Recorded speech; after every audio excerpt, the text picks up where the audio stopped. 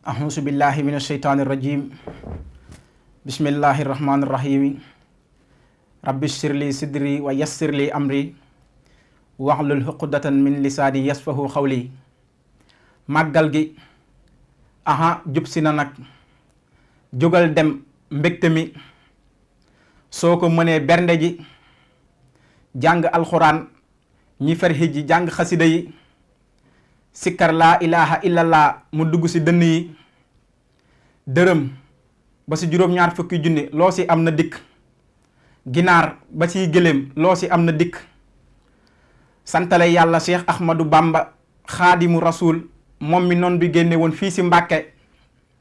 sàndarma sa escorté ko naan ko ndar ngay jaare ñu daal di koy njalax mu woy ndakaaru soo xalamee ñaari guddee ndakaaru dégg la Bamba wax foofa nga dal di waaru nag lañ ko boole woon ca mbeddi ndakaaru mu tuubal ko raamal ko noon ba dal di waaru sëriñu maam Cheikh Ibrahima Fall lamp baabil muridiina sa joxoñ ba kenn weddiwu ko faal yaay tarbiya nit ba mën a nekk baay faal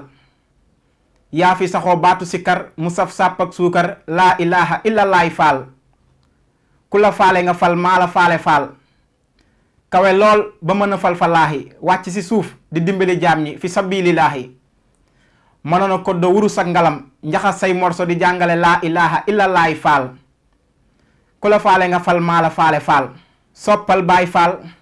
fonkal baay faal ndax maam Cheikh Ibrahima Fall cëy maa yéemu ci baay faal liggéey joxe ko sonn nu njariñoo te lu leen waay waxit ña nga naan laa ilaha illallaay faal waaw asalaamaaleykum waa Sénégal man la Ibrahima Seck maa ñëwoon fii si Tektal TV ànd seeg sama xarit Cheikh Taalif ñëwoon fii si waajtaayu màggal gi rek di ñaanal ñëpp jàmm di ñaanal ñëpp wér